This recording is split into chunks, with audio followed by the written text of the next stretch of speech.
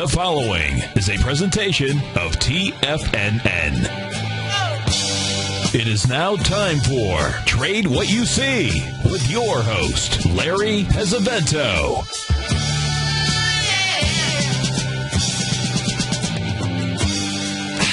Now, Larry Pesavento. Okay, good afternoon, folks. Welcome to TFNN. And the first chart that I'm put on today for Tiger TV was the U.S. dollar index because we're having a really strong move in the dollar index. The pound is getting hammered because of the debt problems that they're having in the U.K., and the euro has been under attack for the last 3 or 4 hours.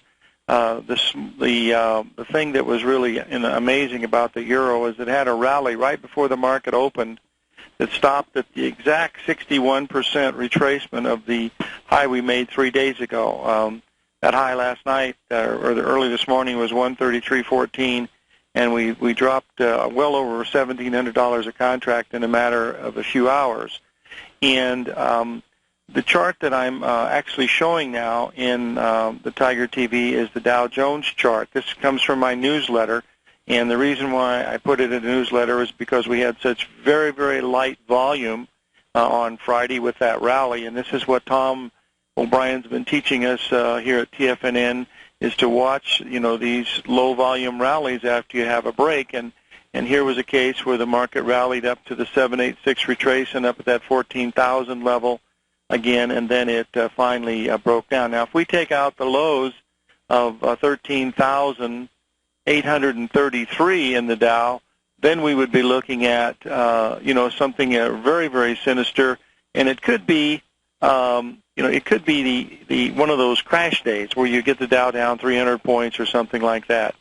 So this is one of the charts that I put in the newsletter today because I wanted to show that this low volume that we were having was, related to what Tom talks about all the time. And the fact that it went up to the 786 was a nice thing, and it started to turn down now. Whether it continues down or not, I don't know. We've got a lot of big things happening today, folks, and one of them Basil was talking about.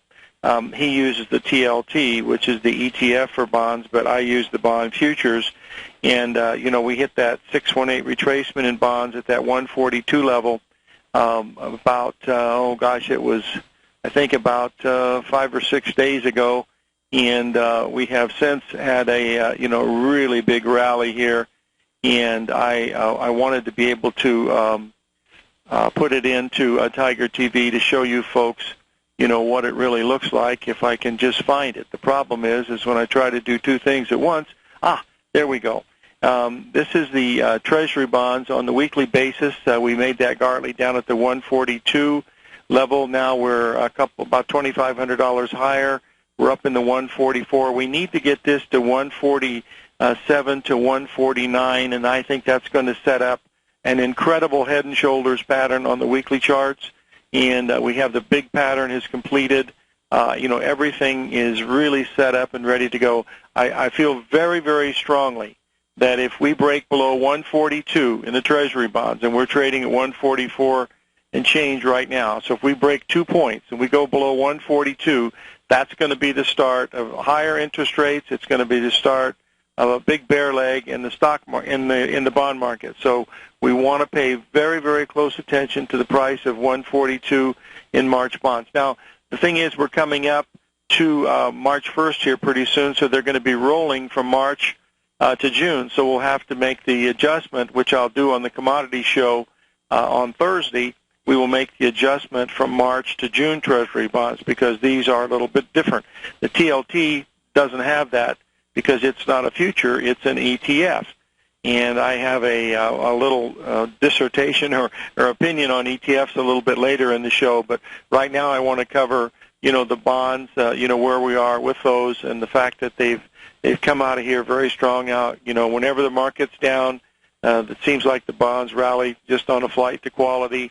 And with the currencies getting hit, particularly the euro and the pound, which represents, the Europe, this is telling us that, there might be something, going on over there. Now, there's also an election going on in Italy, and believe me, folks, that is like an election going on in Chicago. I mean, the corruption there is probably beyond the wildest belief of what we could possibly imagine, would be my guess. So I don't really know how that works out, but it will be something to move the market, I would think.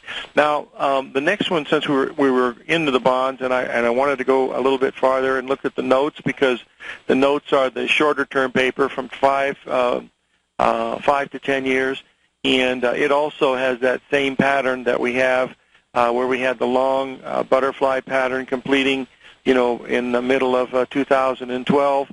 And then we had the long-term correction that stopped at the 618 about 2 weeks ago, and now we're having this rally. This is the most important rally that we can have, in my opinion, because if we break below 130 in the notes, which would be equivalent to 142 in the bonds, then we will start down and interest rates will start to go higher, and that could be the outlier event that people are not actually expecting. And I think the two things this year that are going to be a big surprise is the fact that the Japanese yen has certainly made a big bottom to the U.S. dollar, and I think that the second one will be interest rates will be moving higher and not lower. That's right in the face of the Federal Reserve, folks, too, because the Federal Reserve, people think that they set interest rates, but in fact it's the market that sets interest rates. All you have to do is go back and look at history, and it took someone like Paul Volcker in the early 1980s to break inflation down, and that's going to be the topic of my second half of the show. Is I want to talk about the difference between inflation and deflation, because there's a big battle going on in the press about which is better or what is going to happen, inflation or deflation. And I wanted to let some charts try to explain where we are with some of these things. And believe me, this is what they are, is that they are the charts of what these things look like. It's not the rhetoric between the lines that we hear on CNBC and on also we hear it on TFNN too, because we have guests calling in, but most of the people that we have here are technicians, so we don't really get into the actual what is actually causing it. The cause or the reason is not important. It's a question of is the pattern there, and can you make money off it? This is not a business of being right or wrong. This is a business of making money, and that's what you're trying to do with pattern recognition, is take advantage of the buying and selling as we see it, unfolding on the chart. So, this is how I look at opinions, but I do want to go into that about the inflation and stuff, and we'll see what happens. Someone asked the question, if money goes out of the bonds, where is it going to go? And, folks, who knows? It's certainly not going into gold, and it's not going into silver, and it's not going into crude oil, and it's not going into copper, and it's not going into, the soft commodities like, cocoa and, sugar and stuff like that. So it's got to be going somewhere, and I think where it's going to be going is going to be paying the debt. We've been in a debt cycle since 1980, and I think that 32-year cycle is coming to an end, and that's where it will come. Some of the debt will be repaid. Some of it will be repudiated. So that's just the opinion that I have, and I want to do that on the second part of the show, because I want to get back to some of the more things that we have in the stock market, because we completed major butterfly and 3 drive patterns in the New York Stock Exchange Index a week or so ago. And by the way, we do have a full moon tonight, and it's a very, very large one, and like it always is, of course, but it still looks beautiful up in the sky. The next chart that I wanted to put in is showing you the divergence in the NASDAQ versus the rest of the market, because the NASDAQ went up to the 786 retracement, and, of course, we made new highs in the the Dow Jones, and we made new highs in the S&P 500. But we certainly did not do that with the other, which was the NASDAQ, and part of that has to be because of what happened with the price of Oh, the smallest, the Russell 2000 went absolutely ballistic along with the transportation, and that's what pulled it up. The utilities have been lagging behind the market, a great deal. That also, tells us that, we're in a situation, where we don't have a really good handle on, all the stocks at one time. Now, the best chart for showing you what's really happened, in my opinion, I'm going to post in next, because this is the New York Stock Exchange Index chart that goes back on a weekly basis, back to our high in 2007. And what I did was I overlaid the price of the Dow Jones Industrial Average, which is a price-weighted index, and then I put that on there, and then I compared it with the New York Stock Exchange Index and the Dow Jones, and you'll see that the patterns look similar, except that the Dow Jones was much stronger. It went up and made a double top from 2007, came very, very close, and but the New York Stock Exchange Index could only make a 786 retracement almost perfectly. So that's the biggest index to trade. It's 7,000 issues of worldwide stocks, the biggest highly capitalized stocks that we look at. And so this is why, I look at these comparisons, because that's telling you what the real market is. If you look at the transportations only and not the utilities, and you just look at the Russell small cap and not the NASDAQ, you're going to see totally different markets. And when you have big divergences like this, folks, it really makes a big difference, because it's telling you that money is not moving where they're telling you it's moving, and that's what the name of the game is. This game is played by money, and that's why we look at the forex markets, and they've been telling you that. Tom was. I have to, you got to give Tom some, really credit here, because he was really bullish on the U.S. dollar down there at 75, and he was really bullish on the Japanese yen when it was down there at around 75. And so, both of those turned out to be, the way to go. King dollar was king dollar, and it certainly, looks like it's even going to go, a lot higher than, where we are now. You got to remember that the yen at one time traded at 300 and change, and it's only, 93. It just missed the long-term, retracement that we've been looking at for, quite a while. As a matter of fact, I'll post that before we come into our break here, and we'll take a look at the yen on the weekly basis, because we were halfway through this cycle, and we were looking for it to get to about 95. We got to 94.70 last night, and now we've reversed quite a bit, and, started to move down. Someone asked me a question, did I call for a crash today? No, folks, I did not say that. All I said was that if the market does go below what we did last Friday, that would give you an outside day that's bearish, and it could lead to something, pretty sinister. We got to take a little break here, folks. 877-927-6648.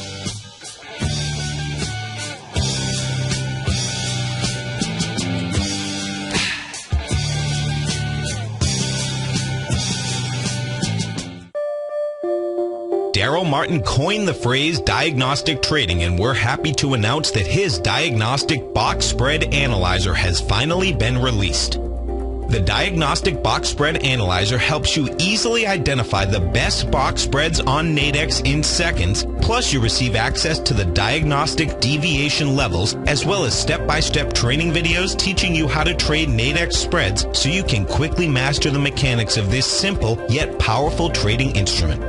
By pulling live data from the Nadex exchange, the Diagnostic Box Spread Analyzer does all the math for you, calculating risk, reward potential, distance to break even for both outright spreads and spreads used to hedge the underlying market. Visit the front page of TFNN.com today to get your 2-week free trial to Daryl Martin's Diagnostic Box Spread Analyzer and gain access to the valuable information it can provide when trading the Nadex box spreads.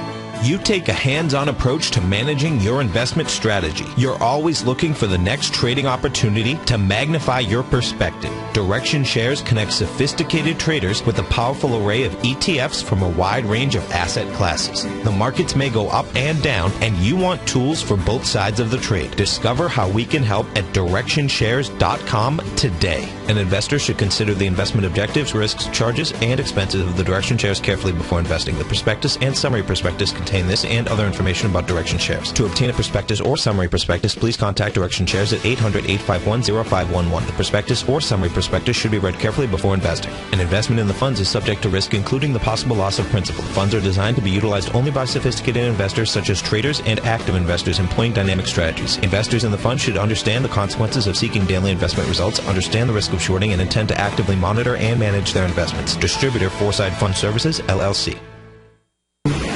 McEwen Mining is a high-growth, mid-tier producer in the Americas with a market capitalization of $1 billion.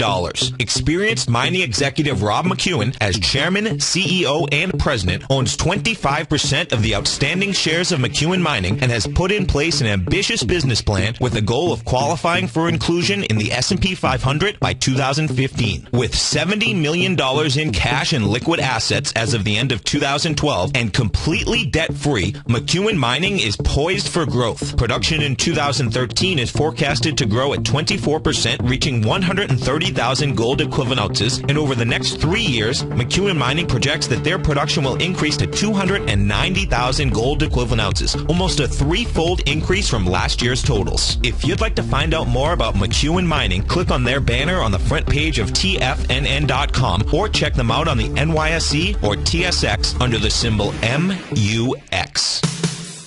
What type of investor are you? Conservative, moderate, or aggressive? No matter your investor personality, your overall portfolio should reflect your financial goals, time horizon, and your risk tolerance. Help ensure your portfolio is appropriately invested with an asset allocation plan from Morgan Stanley Wealth Management. Simply picking the right stocks is not enough. Research has shown that choosing the right proportions of stocks, bonds, and cash is essential to the success of your long-term investments. Morgan Stanley believes a carefully selected portfolio can lower volatility and increase investment return potential. Find out about what an asset allocation and a Morgan Stanley Wealth Management financial advisor can do for you. Call Angela O'Brien, First Vice President and Financial Planner of the Clearwater, Florida branch at 727-441-6108 today to discuss your personal financial needs. Asset allocation does not assure a profit or protect against loss in declining financial markets. Investments and services are offered through Morgan Stanley Wealth Management, LLC. Member SIPC. This segment is brought to you by Great Panther Silver. For more information, just click the Great Panther Silver banner on the front page of TFNN.com. Okay, folks, we're back, and I wanted to steal a little bit of Basil's thunder because the three things that he looks at, his three dollies, the VIX, the bonds. Oh, God, I can't remember. The VIX, the bonds. I can't remember the third one, Basil. You'll have to remind me.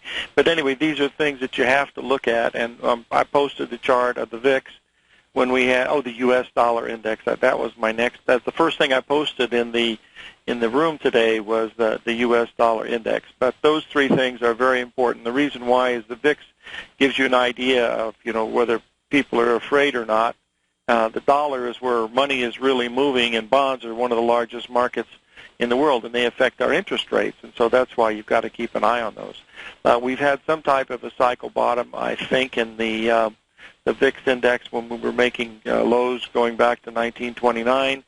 We've had two good runs in the two good days up, and then a bad day on Friday, and now the VIX is moving again, to the upside. It was certainly going to fill that gap up around the 18-15 level, because, if you look at the VIX chart, you'll see very few gaps, as you will on any chart. You'll see very few gaps here. But the market, the overall stock market is in such a very precarious situation because there's so many people bullish. I mean, even people that used to be bearish are not bearish anymore. They just think this is going to be, a slight pullback. And I go back to remind folks of what Bernanke said in June of 2007 that, the Federal Reserve could see nothing but blue skies ahead. There didn't seem to be anything on the horizon that would cause the economy to turn down, and within 2 months we were in the worst bear market since 1987, I believe. So, you've got to watch these charts, and watching the VIX and the bonds and the dollar index will give you a really big lead on what's really happening. And as I posted into the chart for the dollar index at the beginning of the show, we get up to this 8250 level in the dollar index. It's going to be very interesting here, and I think it's going to go through. And the reason why is if you can see the thrust of that chart, the last 5 or 6 days, we've had a really, really strong move. Part of that's been the pound getting hammered really, really bad, and the yen, also. But it's also the euro, because that's 53% of that dollar index. And if it starts to accelerate, just remember what happened with the transportation index when it accelerated that way out of the low that we made on the November the 15th, which was the solar eclipse. That's the same thing that happened with the small cap index. They just went basically ballistic, and the only way you could got in that market was to just strap your saddle onto the horse, put your spurs on, and jump in, because they never gave you a correction. It was just up every day. You just had to jump on board, and that was the name of that too. So that doesn't happen very often, folks. Those are outlier events, and believe me, those are usually not beginning events. Those are move-ending events, and so that's why you want to keep an eye on how these markets come out of these spots, because the way they came out of here will give you a really strong idea of where they're going. That's why today is such a critical day, in the stock market, because if we come back and we only settle either down just a very little bit or actually up on the day, that tells us there was a lot of support coming into the market, and we still haven't turned over. However, on the other hand, if we weaken up and close really badly today with a low close closing right near the lows, that's telling you that the door has slammed on the longs, and those are the folks that are going to be in trouble over the next few days. So the close is very important today. We've had a big break, from the high, of course. The S&P dropped just about, it dropped 20 points in a matter of a few hours, which it hasn't done that in a long time. It's gone 20 points up, but it hasn't gone 20 points down for quite some time. So that's another indication of what we're looking at. Now, we're going to be coming up to another break. I'm going to post a chart here because I want to talk just a little bit about the Chinese market, because we hear a lot of press about the Chinese market, and I put the chart in here going back 7 years. It shows the top that it made in 2007, and then it shows the big ABCD correction where it gave back well over 70% of its value into October of 2008, and then it rallied up, and then it came down again into October of 2011. And we'll take a little break here. We're going to come back. We're going to finish with the Chinese market, and then we'll also talk a little bit about Hong Kong, and then we want to get to the bulk of what I want to talk about, and that's inflation.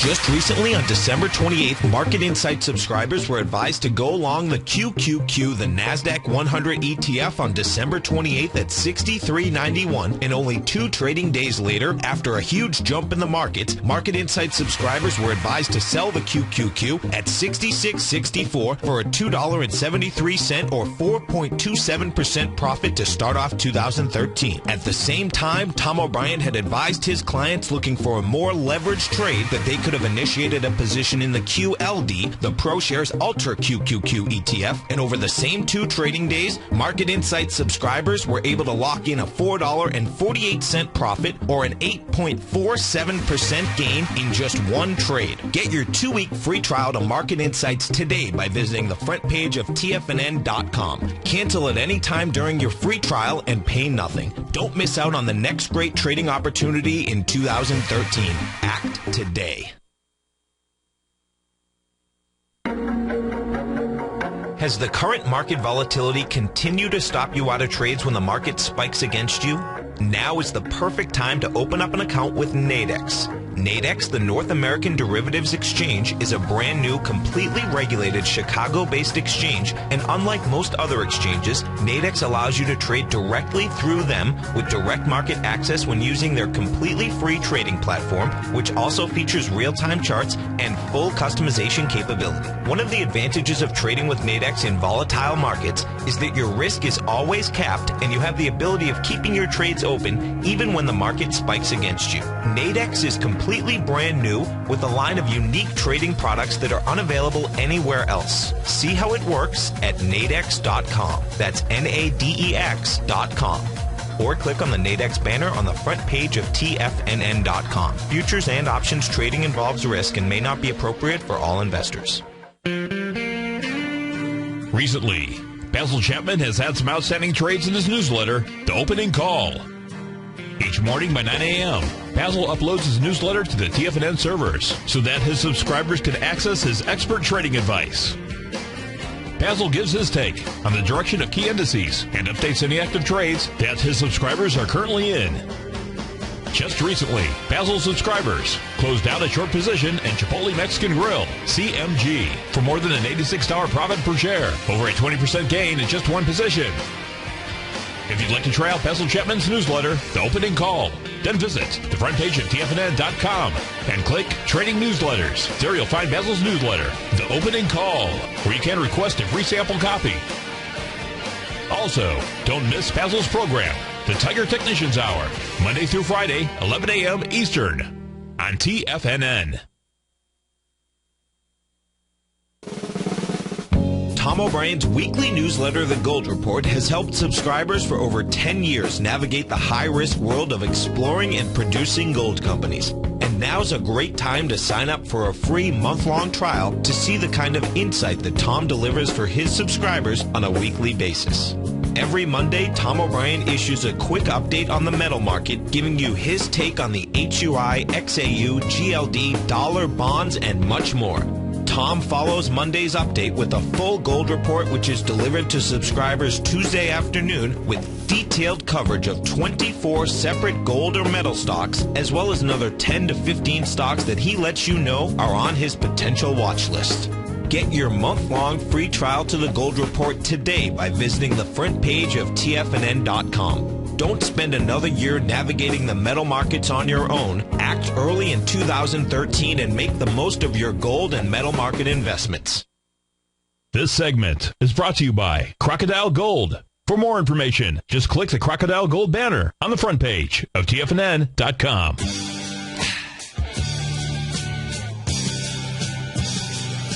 Okay, we're back, folks, and I posted into Tiger TV the long-term chart of the Chinese market, the ETF, and it basically, shows the lower highs that we've had all along. It's not participated. I mean, it's had some nice rallies of 10, 15, 20%, but nothing like what's happened, to the U.S. market, and then also, Germany and the UK, and also. One other, what's the other one that was big? The Russian market rallied, quite a bit, but the Chinese market, did not, move at all, for that particular reason. Now, I'm leading this up to try to show you the difference in some of these countries. Now, another stock market in Asia that is quite large is the Hang Seng Index, and I posted that chart in there that shows the big Gartley that completed, and we're down well over 1,000 points from that one. And remember, this index used to be much, much higher years ago, so this is very similar to the Chinese market where it has rallied just a little bit and hasn't, done very much. Now, I want to talk a little bit about the difference between inflation and deflation. When you're talking inflation, when prices are inflating quite a bit, like we used to have inflation back in the early 80s of 8, 10, 12%. Paul Volcker came in, tightened up interest rates, and pretty soon inflation got down to where we have now, and they report it as almost nothing. And if you believe that that is the case, then you should buy the the final 2 shares of the Brooklyn Bridge that I still own, because that is a big bunch of baloney. They have basically, done very much damage to their credibility because they just changed the index in order to do it. But the number one thing that I watch for, there's not one, but there's 2 or 3 of them, but the number one that I look at for commodities is the price of copper. And we've been watching this for quite some time, and we highlighted it, from 2011 when the market has broken, and now we've broken out to the downside on that ascending wedge pattern that we've had, that we talked about that several times. So that tells us that, there's really not any inflation, coming into the forefront just by looking at this. Now, copper is used in just about everything, folks, with the exception of edible products. I mean, it's used in all electronic stuff. And so it's, it's a very, very, important, commodity, to look at. So you've got to pay, incredible attention to it. There's just no other way that you can. Another one that you have to look at is the price of crude oil. Now, there are basically 2 crude oil markets now. There's the Brent North Sea crude, which is the premium crude, and then there's the West Texas sweet crude. And I posted both of those into Tiger TV over the past 2.5 years, and it shows we've made a massive triple top in the Brent North Sea oil, and we've made a head and shoulders pattern with declining tops in the crude oil of the U.S., and we made that big Gartley pattern at $98 a barrel, a few weeks ago that we talked about, quite a bit. So that tells us, again, that, if the price of oil is not going up, we're not having, any really, really super inflation. That's I don't think there's any question about that. And then whenever you talk about gold or, black gold, you have to talk about the yellow gold. And we've just completed a pretty big cycle in gold down at this, it actually came in at 1540. We're having our first daily rally now out of this. We want to see what our first correction is going to be, but we did complete the big ABCD. But, here again, you've been in a market that has been going down for quite a while. Now, if you stop and think, if inflation is really bad and we're dealing with funny money, wouldn't it make sense that people would want to put their money in either gold or poor man's gold, which is silver? And that's not happening, folks. So that's telling us that the inflation scenario that some people talk about, it's not happening in the markets. I'm not going to go into all the soft commodities until the show on Thursday, but we're breaking down in corn. We're breaking down below 618 retracements. We're breaking below 786 retracements in wheat. That means it's giving up all of the gains from the drought, just like the drought never happened, folks. I mean, come on. Now something's not right here. I mean, you got to look at the charts. I mean, they're not lying to you. Who's not buying the corn? I mean, everybody wanted it when it was 8 a bushel. Now it's 6 something a bushel, and nobody wants it.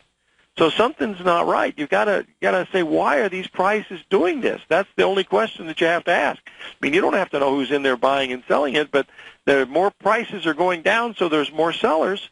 And believe me, we're giving up a great deal of what happened during the drought in both corn and especially wheat. Beans have held up relatively well. I don't know the answer to it. I mean, all I can tell you is I can see what's happening, and, they're not going to tell me that, we have, no supplies of corn when the price of corn keeps going down. I'm not that naive. I played that game, back in 1974 when I gave $1 million back over a period of about 8 weeks buying, what I thought was really good value when I used to deal in fundamentals. And as soon as I found out that didn't work, I said, well, I better find out something that does work, and that's when I, became a technician. Now, I wanted to talk a little bit about ETFs, and the reason why I want to talk about them is because just because there's an ETF that's supposed to follow something, that doesn't mean that it's going to. Now, the one I'm going to bring up, and I'm not a big fan of ETFs anyway, but it's COW, COW. It's ETF for livestock futures, and what I've done is I put a weekly chart into TFNN that shows going back to 2008 that the COW ETF has been going steadily down, all the way from 2008 from 49 down to 26. However, during that time, in 2009, we started a very, very large bull market in both live cattle and live hogs. As you can see that by the blue line, and the red line. The red line are the cattle futures, and the blue line are the hog futures.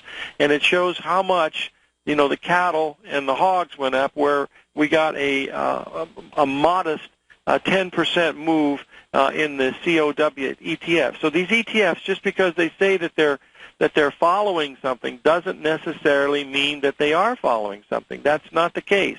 Now, when you have a pure ETF like you have with SLV and GLD for gold and silver, they have about a 95, correlation, and that's very good. They have gaps because, they don't do 24-hour trading. But some of these other ETFs, because they say what they are, doesn't necessarily, mean very much, at all. That's, the main thing that I want to be looking at. Now, I wanted to get back to that inflation scenario because the DBC, which is the ETF for commodities on a weekly basis, has been going down since 2008. It made a very shallow 50% retracement in 2011, and we've been in downtrends, ever since, which is telling us that, we're not really, doing too much on the upside with these particular commodities. Now, DBC is the ETF for the overall commodities, whereas the DBA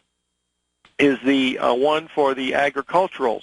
This is it's like sugar, wheat, corn, soybeans, and as you can see with this one, we had a nice Gartley pattern form at the 618. It stayed there for a couple weeks, and it has just been getting massacred recently, and we've been going below the 786. Another reason telling us that, there's not hyperinflation, coming, at least not right now. Maybe it'll change, but these charts right now are telling us that, no, this is not, where we are at this particular reason. So when Bernanke puts in $2-point-something trillion with his QE programs, and they don't stimulate the commodity markets at all, but they did stimulate the stock market. That made values go up, made people feel like they're richer, supposedly. But what happens when they start to wind this down? What's going to happen? This is a giant experiment that Bernanke has done. He's a college professor, and basically he's taking an experiment, using our money, of course, because why would he care? But I don't know what's going to happen when they start to unwind this stuff. That's what we're going to have to find out. We'll have to, cross that bridge when we come to it. Now, someone also asked a question about farmland. And there's not an ETF for farmland, and about the closest thing that you can get with farmland is the ETF called MOO, M-O-O, and that's an ETF for natural resources. Now, this one has rallied at least to the 786 of the 2008 highs. It's in a bearish mode right now because we're just completing a bearish Gartley pattern. But this is about as close as you're going to get to, the price of farmland. I'm sure they've got one in the works, an ETF for farmland, because there's a lot of things in the news. Because when the drought hit, the price of farmland did go up a great deal, and that made it, quite interesting, to see what happened. But look, we're giving these gains back. Wheat is already given the gains back. Corn is almost there. And beans have still held up, relatively well. So, even though we had one of the worst droughts ever, and prices rationed everything out when corn got to $8.50 a bushel, now we're back to normal, and we've got a growing season, and they're getting ready to start planting in just a few weeks in some areas, and we'll start the process, all over again, and that's what we're going to be watching. So, the Fed will take probably many years to unwind this thing, and there'll be stories all along the way. But there's always the potential that, someone, upsets the apple cart. And on this particular thing, if we get into a bad conflict with China, they are the largest buyers of our debt. And if they decide that they don't want to own our debt, then there will be the problem.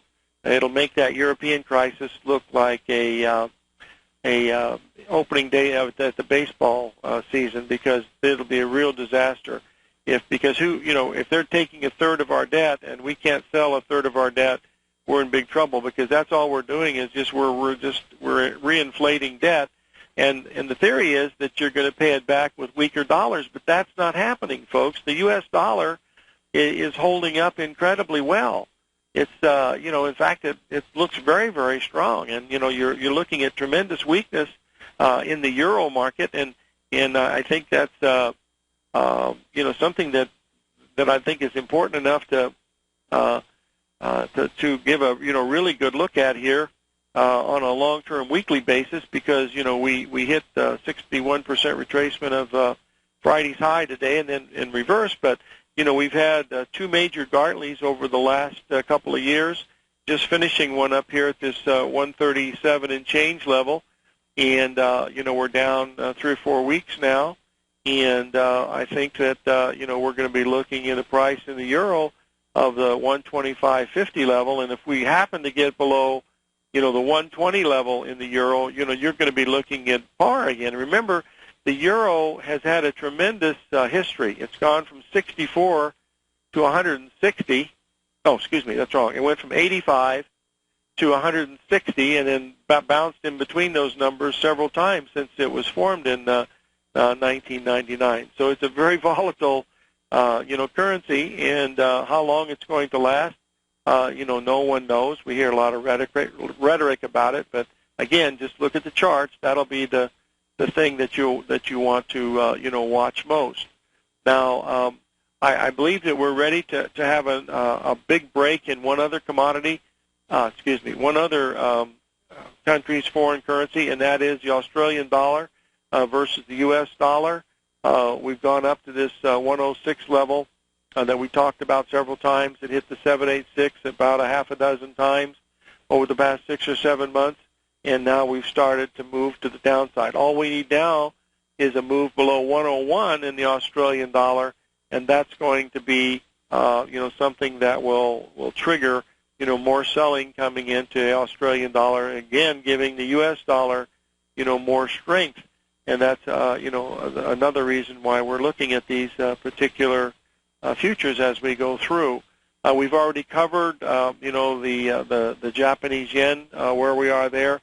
We would love to see, and I think we're in the first stages of the correction of the Japanese yen. It might not make that 95 and change level that we were looking at.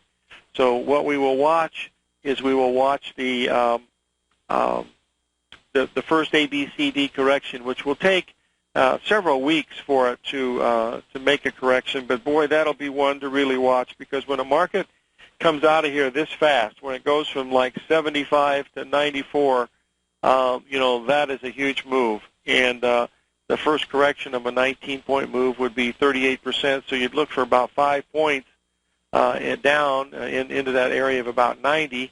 We're 93 and change right now, but we'll have to wait and see if when that ABCD pattern is going to form. And we've been up so many weeks in a row that it will form. The question is whether it's going to form over a period of a couple of days, or it's going to take weeks in order to do it. We're going to take a little break here, and then we're going to take a look at the S&P, what it's doing right now, because we're at a very critical level as we're coming to the break.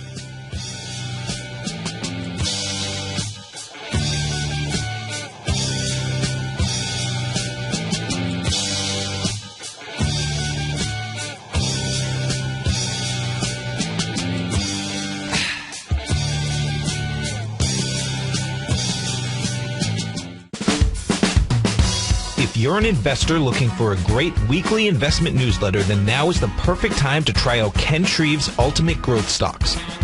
Every Tuesday, Ken breaks down multiple sectors in his weekly newsletter, Ultimate Growth Stocks, with a full in-depth report including specific trading recommendations within his model portfolio, charts, sector analysis, upcoming economic data, along with intra-week trading updates on newsletter positions whenever the market dictates. Right now, you can receive a full month, that's 30 days, to evaluate Ken's newsletter free of charge to see if it fits your trading plan. At less than $75 per month, Ken provides you with his expert trading advice that can pay for itself in no time. Take advantage of this great offer by signing up for a 30-day free trial to Ken Shreve's Ultimate Growth Stocks today. Don't let this offer pass you by. Visit the front page of TFNN.com and sign up now.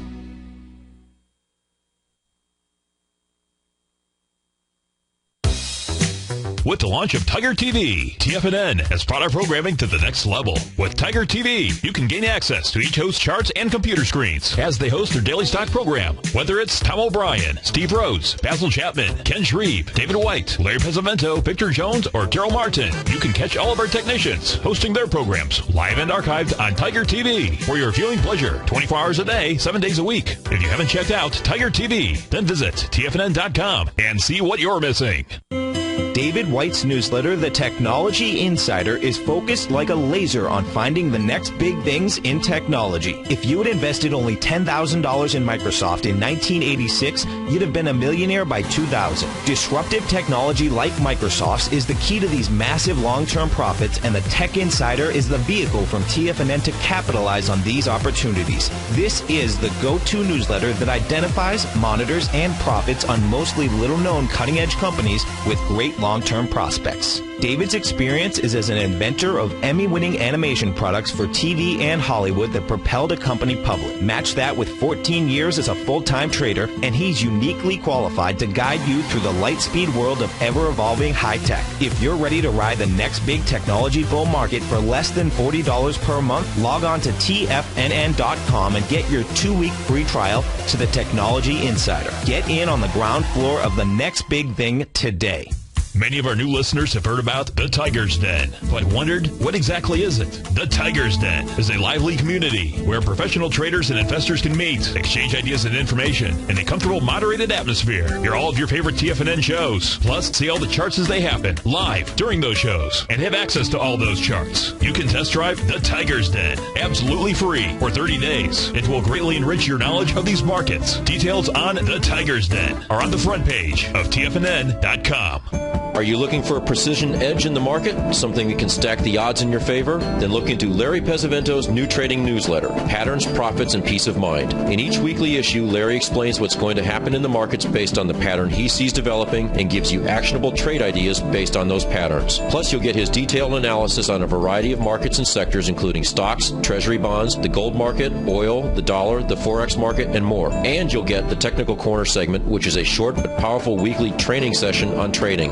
You'll get access to all the patterns Larry is seeing in the markets, plus the Astro Harmonics and powerful Bradley stock market model that Larry utilizes for less than $5 a day. An extremely potent combination that will give you just the edge you've been looking for. Try Patterns, Profits, and Peace of Mind absolutely free for 2 weeks. Go to TFNN.com and click on the free trial link at the top of the page. That's an $85 value, yours free when you register right now. Get Larry's Patterns, Profits, and Peace of Mind and get the edge you've been looking for.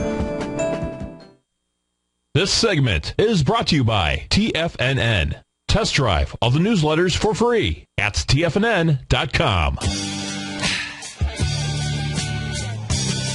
Okay, we're back, folks, and we posted into Tiger TV the 5-minute chart of the E-mini S&P. And what I wanted to show the folks here that have a chance to go in and look at it is the fact that since early this morning, it's had 3 5-point rallies. The first one was up around the 1524 level, and then we had another one after the big break that stopped around 1516, and we just completed one right here at this 1512 level. Now, if we get above 1513, then this scenario means that we're probably going to rally a lot more. But remember, each of these rallies have led to further, down moves. So if the market starts to weaken here, it's going to weaken badly. And so this is why we're watching these things repeat. And remember, the market repeats over and over again. It doesn't do the same thing exactly, but it does do the same thing. And what I mean by that is the swings that they have will repeat over and over again. Like this swing that we just are showing right now has been 5 points. Now, tomorrow, that swing might be 8 points or 12 points. It will still be repeating, but it'll do it in a little bit different style or volume-wise. Or not volume, but by expanding or contracting. And that's what you're trying to do as a pattern recognition trader, is to find the repetition that you see. Because in Andrew Lowe's book, The Non-Random Walk Down Wall Street, the reason why he proved technical analysis was good is the fact that it not only did it repeat over and over again, it had elements of predictability. And those are the two things you need to do when you're analyzing a market. You need something that repeats often enough that you have enough samples, and also you have to have some degree of predictability. You don't have to be anywhere near, 100%. No one can do that. I mean, if you can get to be, 55 or 60%, you can certainly do incredibly well because you have the odds, very heavily in your favor. So what you're doing is you're watching this particular repetition, and that's what you're focusing on as you look at these things, because they do repeat, and they do show that they have that same amount of predictability. But believe me, it's not perfect. The only thing you can do is you can control your risk. That's the only thing that you can do.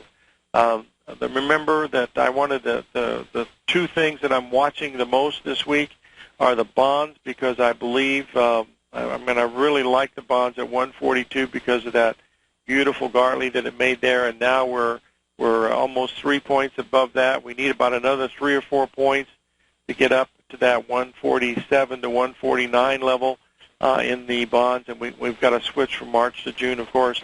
But this is going to be a very, very interesting pattern, because once we go below 142 basis spot bonds, March right now, then that's when you're going to see, the markets move. It's actually the low that we made 2 weeks ago at 142.03 in the March bonds. That's the one. So if you take out the lows of 2 weeks ago, that's going to start the higher interest rate phenomenon, and I don't think the Fed will be able to do very much about it. That's my opinion. Because if too many people head for the door at the same time, there's going to be, a lot of problems. There'll be a lot of jawboning and, talking about, what they're going to do and stuff, but they might be trapped into this, and that could be something that will be real interesting to unfold. The stock market, to me, is still in a bearish mode, given all the divergences that we've seen. The VIX has finally shown that, there is a tiny bit of fear in the market, even though a very small amount, and so you just got to be very, very careful in here. You got to be careful all the time, but especially in this area. This is it. Live every day in an attitude of gratitude, and may God bless.